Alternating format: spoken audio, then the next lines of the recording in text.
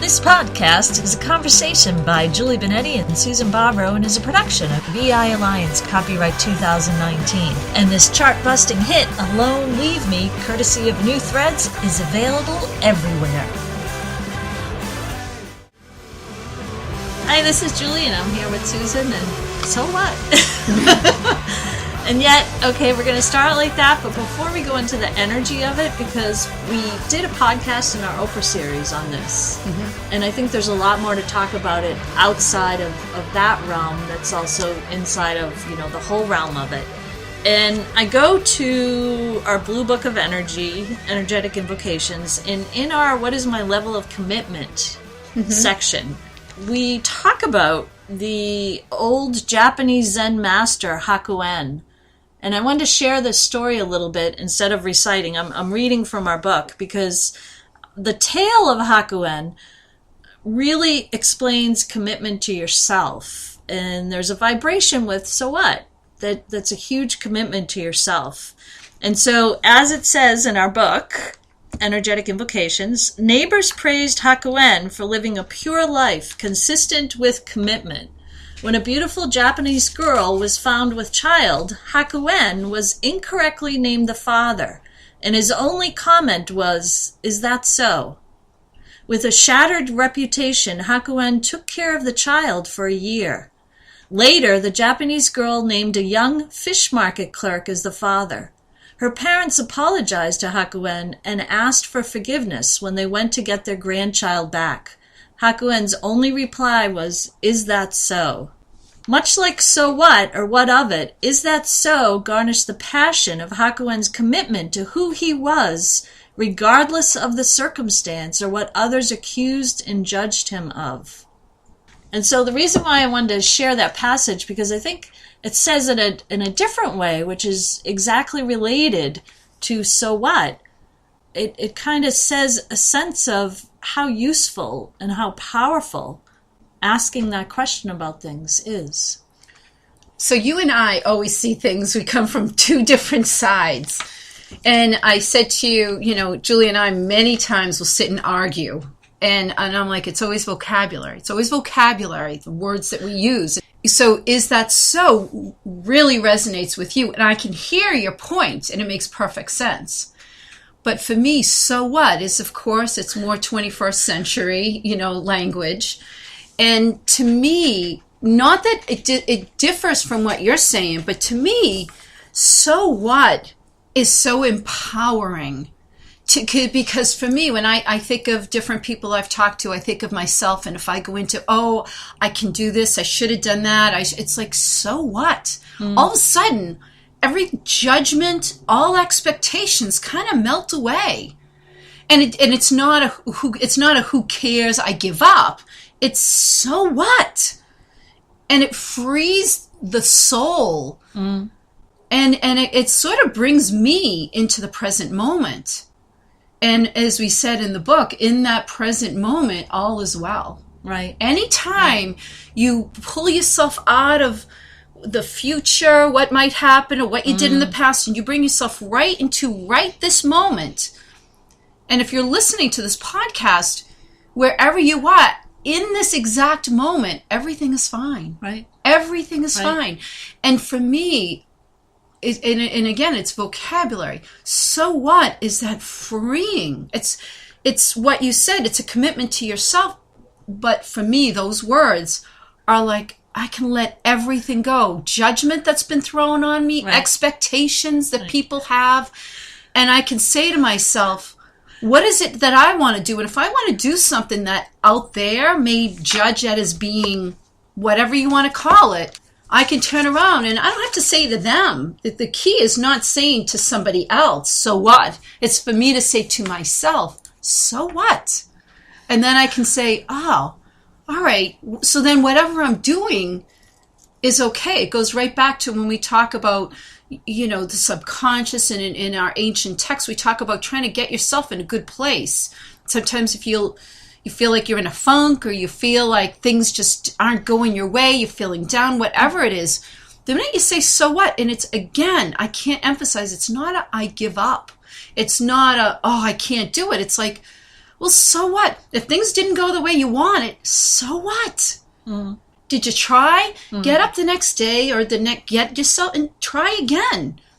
And you actually just gave a great description and definition of the difference between the two, because in the accessing the energy of so what, it's all your internal conversation that you're talking to. Exactly. It's everything that you're moving with. In this example with Hakuen, is that so?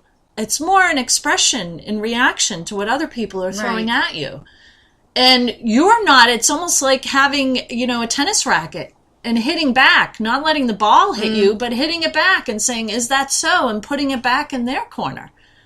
Because you're not going to take it. You're not going to carry it. You're not thinking about that. And so it's great in that sense. Is that so? Is great in that sense as a response to someone else, whether you say it, internally or say it to them. And what you just said is beautiful, because so what is powerful. And we're not saying to say it in, an angry way. Well, you say it to yourself. Exactly. So why would you say it's not something you say to someone else? Exactly. Whatever you say to someone else can be whatever. Thank you for sharing. The big blow off. Thank you for sharing. Yeah. Or you just walk away. Whatever it is you do, and let's face it, what's most important is what you say to yourself. Exactly. And the power, and everything you said is beautiful. The power of so what really relieves you of an immensity of baggage that you could carry with you nonstop everywhere. Why? And something, the so what actually frees, we call it baggage. I like to call it garbage, because you're getting rid of the garbage to bring in, who am I? Who really am I? And what can I do? I mean, we have the other podcast with Oprah, and it's like, if you say so what to all that other garbage, then you go into, okay, who am I? What do I want to do? Do I want to paint? Do I want to write? Do I want to do a podcast? Right. What do I want to do? What can I? It's not about, I want to say what I want to say. Because you're not being defensive and you're not internalizing anything. You're still standing from your stance of who you are and moving forward.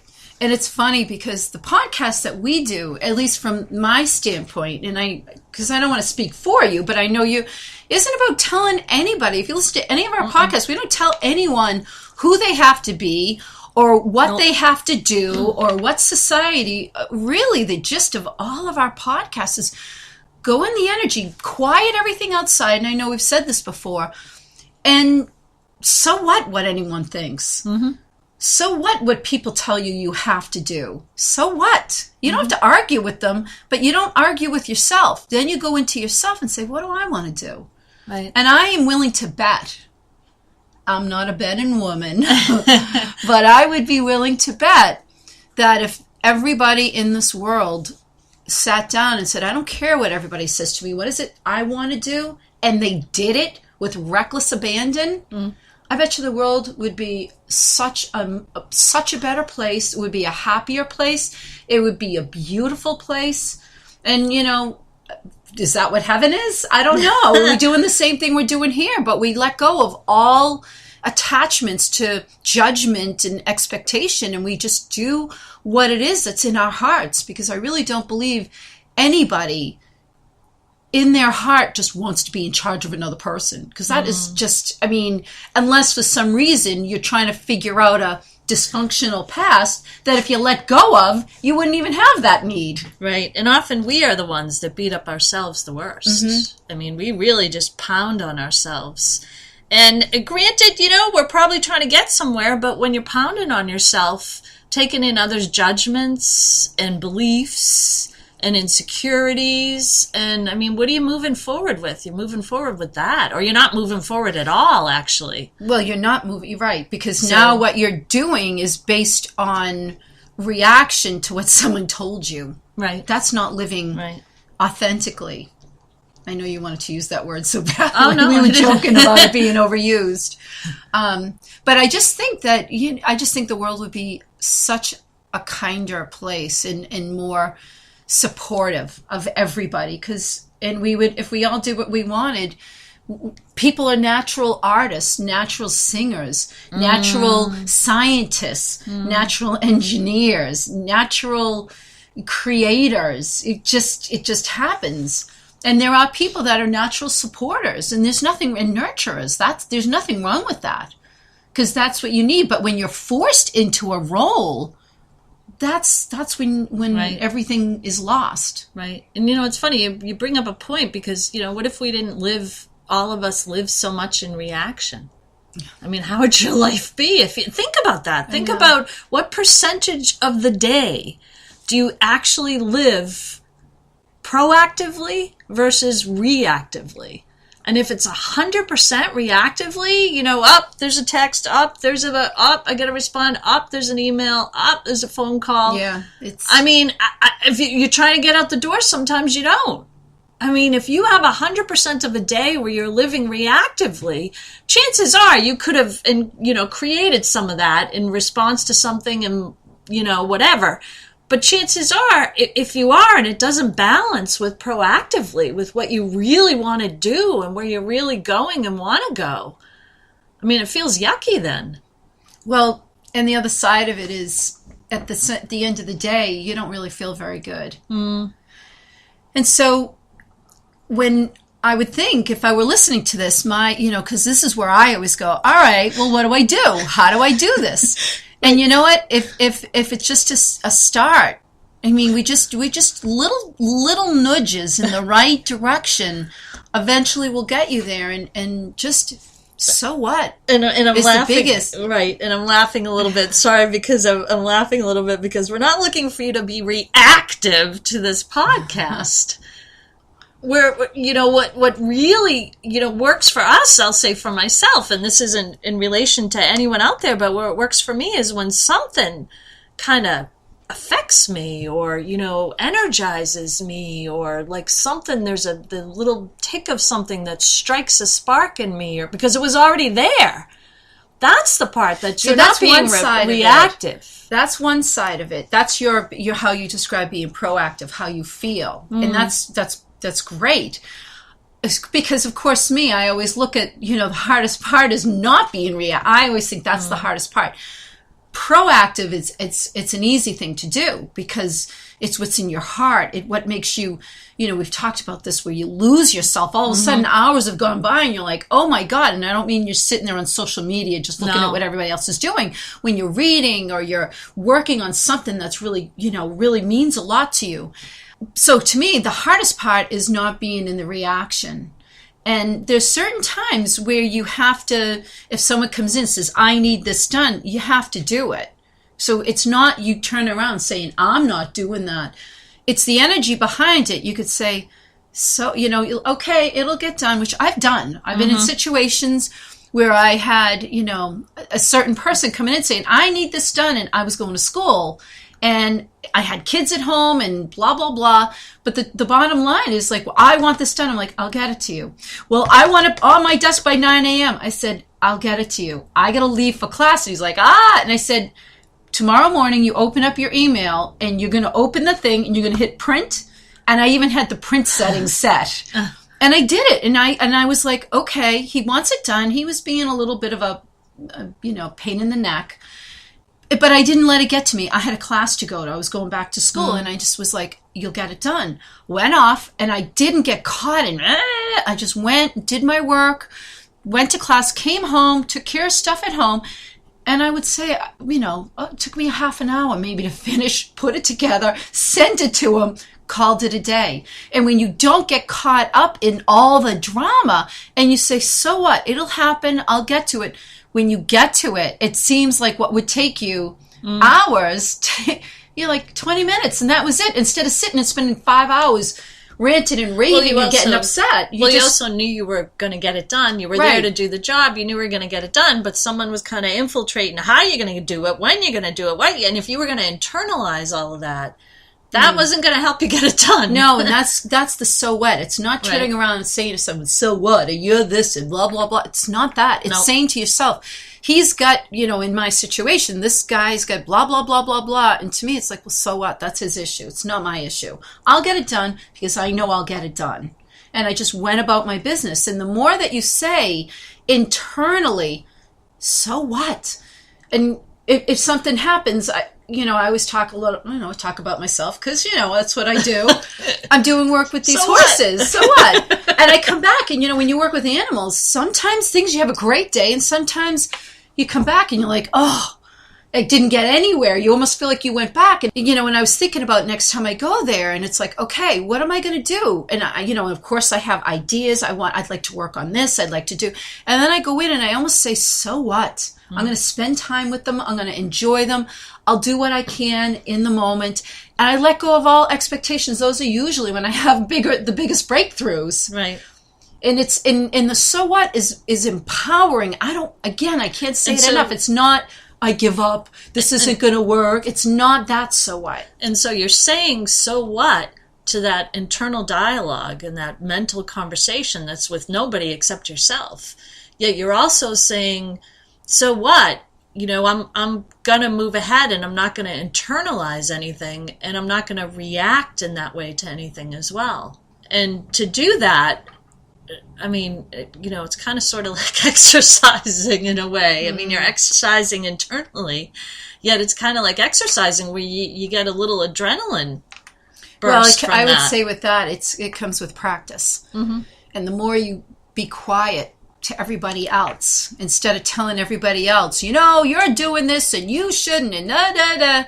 If you kind of go quietly into yourself and say, what's really important for me. And again, it takes practice. I go, like I said, when I go to the horses, I always start off like, all right, I really want to get this. I'd like to work with this one. And then like you always say, it takes me about an hour to get there. And you always say, there's a reason it takes you an hour. Usually by the time I get there, I've kind of like worked all that through. And then I'm like, you know what? I just want to do what I can for them. It's a horse rescue. It's not like I'm horse training. I've got goals that I'm required. We're not, using these horses for racing or for dressage or for showing or anything. These are just rescue horses that have been hurt. And so I can do that. Go in and say, hey, if I make today a little bit nicer for them, that's actually success. Well, you also want to have fun in the energy because that's the kind of person you are. And I like to, too, when I go out and do stuff. I like to have fun in the energy. And if you're setting up all these preconditions, it's like when people talk about goal setting. Right. But it's I try to get myself in the space of, I do have certain goals. And the reason I mentioned that it's not about training them and everything, this isn't there are certain people do certain things, but, you have goals. Because everyone tells you need a goal. You should have goals, and that's important. But when you go and your goals seem as though you're not moving closer to them, I think that's when so what? Right. So what helps, and I think an aspect of flexibility helps you to stay in that to the degree where, when you're working with energy and you're being flexible and you're expressing so what, you also kind of get to mold together and work more with the energy because things show up, things occur that help you, that you wouldn't be open to if your mind was full of chatter that wasn't really helping you out. And we all have that situation where that occurs. Sometimes we have to fire the chatterer. So if you're listening to the podcast and you're saying, yeah, I heard it, now what? So what? That's right. Thank you for listening to this production from EI Alliance. Check out our Amazon authors pages for books and podcasts. Find New Threads music and their latest album on iTunes, Spotify, and newthreads.us.